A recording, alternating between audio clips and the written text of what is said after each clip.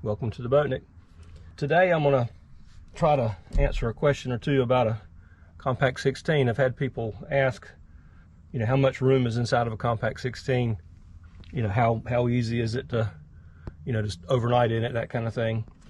So I'm going to try to show you. Now, it is a small boat, so you pretty much got to use a bit of a wide angle lens, and even then it's really hard to kind of get a true sense of it. But think in terms of like a pup tent. You got kind of that kind of room, I guess you could say.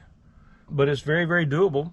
My wife and I have gone out on a 16, for the weekend a time or two over the years, and she's a bit claustrophobic, but she can deal with it. So it's not that bad. But you just got to, your expectations just have to be right, for what it is.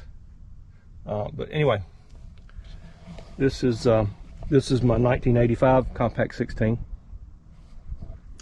and I've pretty much taken everything out of the boat, but I was just going to try to show you a couple things here. Now, normally when I'm overnighting or weekending or whatever on this boat, I have a not particularly heavyweight sleeping bag, because you don't really get that cold in these boats. And then having a decent pillow is critical for getting a good night's sleep. If you got a really good pillow that you're comfortable with, that makes all the difference in the world. But where that little shelf is at right there, just throw my pillow up there and have my sleeping bag out. That's pretty much what I use. Now, let's see if I can kind of show here.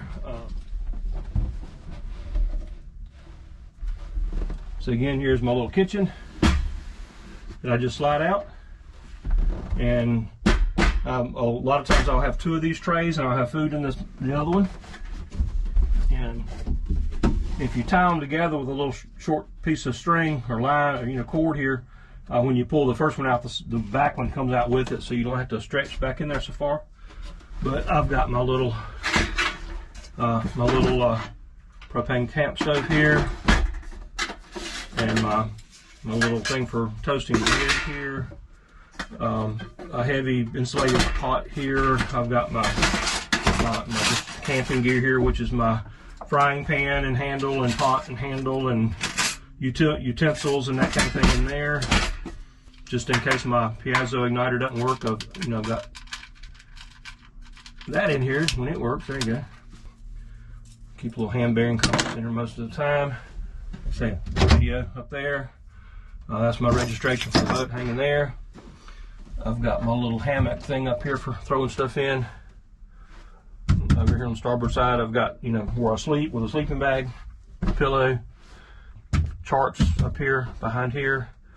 I keep a cooler up here in this front platform here for things that I need to keep cold, and this is kind of a catch-all up here for the things that I'm using on a regular basis up here, and that's kind of how it works. And it's very doable. Like I say, it's very doable, and it's fun. The biggest thing is try not to carry just a whole lot of unnecessary stuff, because it will load your boat down and drop your water line a bit, and slow you up speed wise. But anyway, it's like I said, it's very, very, very doable. If you like this kind of thing, it's fun.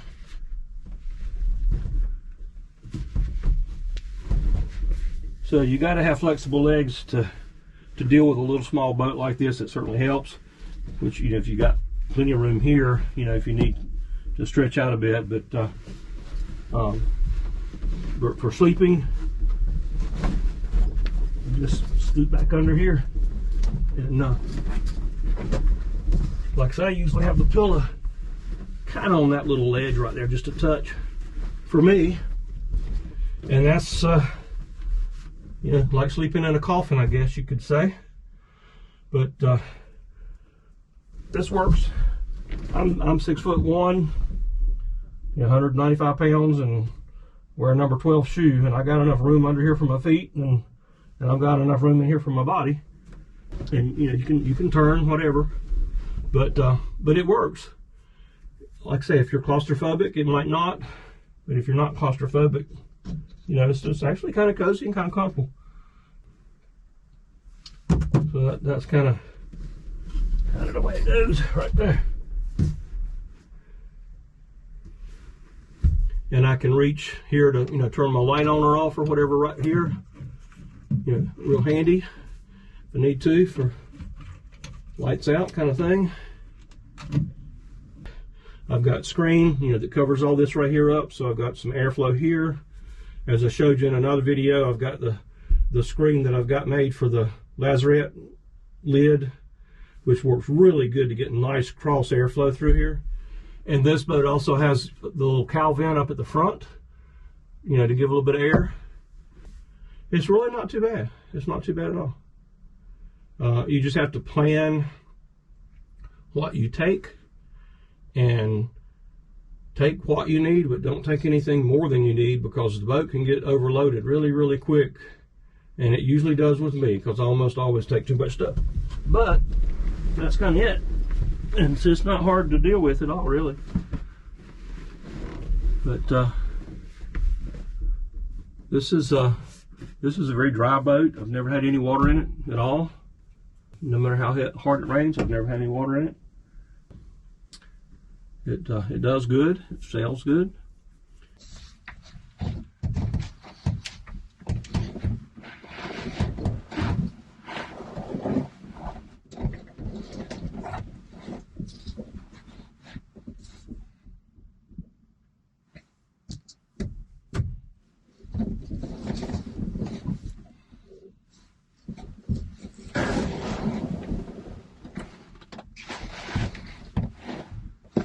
Now back at the lazarette, I keep a good bit of stuff back here on the boat when I'm out for a few days. I normally keep my anchor in here out of the way until I need it, and that's like a 6-pound Danforth and about 15 feet or so of chain, and then about 150 feet of 3-strand, you know, anchor rod in here, and that fits good. It works fine. And I normally keep a small tackle box in here with just a little bit of tackle if I have my fishing rod with me. Sometimes I'll have a hand line in here, because sometimes when I'm sailing I'll throw out a hand line.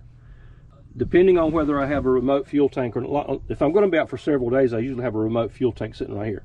But when I'm not going to be out that long, a lot of times what I will do instead is just use my motor, you know, with the onboard fuel tank, and then I have a couple of these usually tucked in here. These are little fuel cans that are pretty safe, and I usually have a couple of those stuck back in there for, you know, added fuel. Usually tucked in the boat somewhere, I have some of this right here. It's called Stay Afloat. It's a type of a waxy putty that in an emergency you can use to stop a hole up, and it does work. Although it's a bit messy, it does work. I have been out on a Com-Pac 16 before that was leaking right there at the cockpit drain pipe right there, and rather than have to pull the boat out of the water and ruin a nice weekend out, I just used this stuff right here and put around it and stopped the leak completely, and I stayed out there for 3 days and it never leaked another drop while I was doing that. But when I got home, obviously I repaired it. So I usually do keep something like this in the boat, you know, for emergency stuff, because any boat can take on water. I also typically keep a few of these wood plugs of appropriate size, you know, for from the outside. These will plug those holes, so if that pipe cracked, I could always put these in there and stop those things up. Also, these 1-inch boat plugs, when they're squeezed to the absolute limit of squeezing them together, they will just barely work also as to block those outside drains. And so I usually keep a couple of these in the boat, and like I say, it's just a convenient way that you can stop or those the cockpit drain pipes if you need to. And if any of you have sailed a Com-Pac 16 for long, you know that on certain points of sails in certain situations, and depending on how much stuff you got on the boat and all that, you can get a little bit of water back up in these cockpit drains here, floor drains. It's nothing to be concerned about. It's no big deal whatsoever, but you know, it can get your feet wet, and if you don't want to get your feet wet, I usually keep a couple of these plugs right here, and these I just made up that fit right there. And if I'm sailing in that situation, you know, I just stick these plugs in, and you know, problem solved. Works good. You know, pull them back out whenever I don't need them, or if it's raining, or if I just need the cockpit to drain. And I usually keep those back there. Like I said, I usually keep a couple of these back there. You know, usually keep, you know, 2 or 3 of these back there. Like I said, along with the anchor and anchor rod and a little bit of fishing gear, whatever. And you know, just different random things I'll keep back there.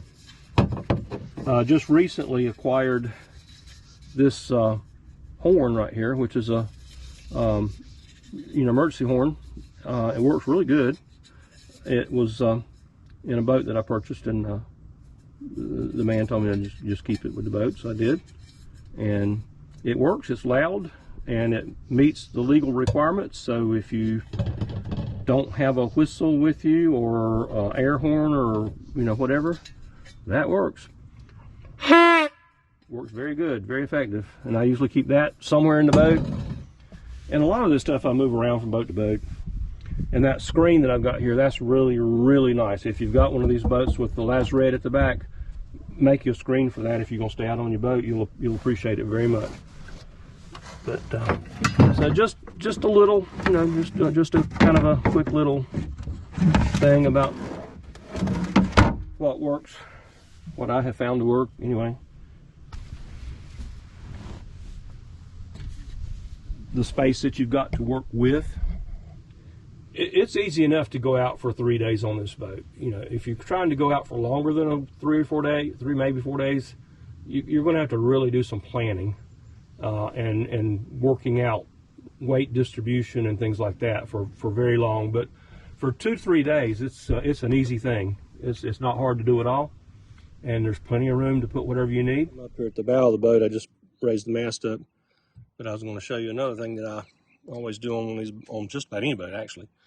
When you put on a hank-on sail, sometimes the bottom hank will get hung up. It'll try to go around the forestay where it's, you know, this piece is pressed on here, you know, the threaded stud there. And it'll jam up when you go to raise the sail. It'll jam up and kind of get in an angle and kind of wedge and jam up, and you can't get it loose, and you have to come up here and get it loose. I almost always use something. In this case, on this boat, I've just used a little piece of rubber tubing, like a fuel line tubing. It's what I had in my truck at the time, and it works great. And that just slides right over that snug. And then that stops that bottom hank from sliding down on there and getting jammed up. And it saves you a world of trouble. Now, you can do that. You can use a little piece of PVC pipe. You can use a bottle cap, like a plastic bottle cap with a hole drilled or melted through the center. There's all kind of things that you can do, just something that just works, and that's all you got to have, whatever it is. And I typically use a downhaul on my jib or jennel, and so I've got a little block right here for a downhaul line, and that's really nice. When you have a small boat, especially with not a whole lot of foredeck and all, so for convenience as well as safety. Just having a downhaul rigged up, it just, you know, from the cockpit, it runs up to here, runs up top of the head sail, and you can just drop that sail to the deck and hold it firmly in place without coming forward. So that's a really nice thing to do. Like I say, if I keep this boat, eventually I'll put a bowsprit on it for me and some type of a through deck hose pipe kind of thing to run my anchor rod through. But it works good like it is. But the way I do my anchor on this boat, or a boat like this with no way to easily store it forward, although you can put the brackets off of the bowsprit there, or the bow rail, I should say. And that works okay. On this boat, this is aluminum, I would prefer not to mount it there, I don't think, just because you could potentially hit a really rogue wave or something and bend that thing.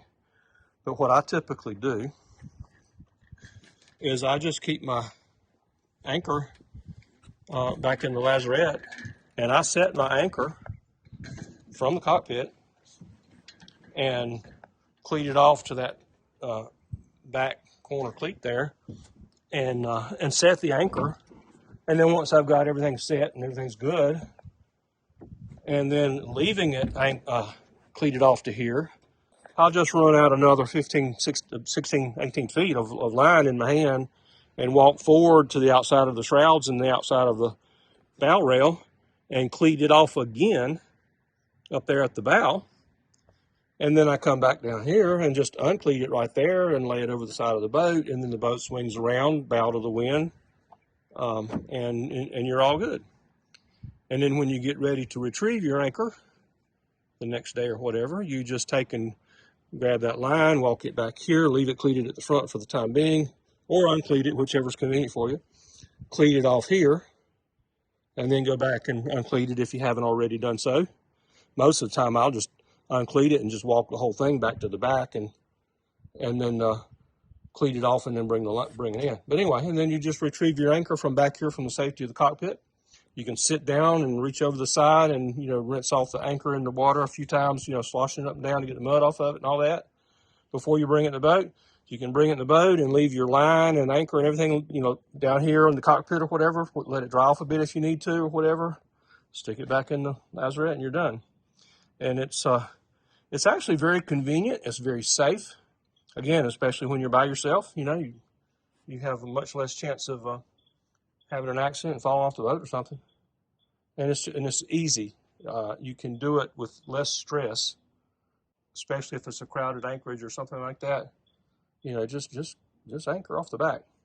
And then when you get a convenient time, then you can switch it to the front. It works. You just have to, keep your expectations within, what the boat is. It's not no big old luxury yacht, but it's nice, and I enjoy them. This is one of my favorite boats, Com-Pac 16. It's one of my favorite boats. I almost always have one here. As you know, I do fix them up and sell them and whatever like that, but most of the time I try to keep one here for me, of some kind. But anyway, thanks for watching.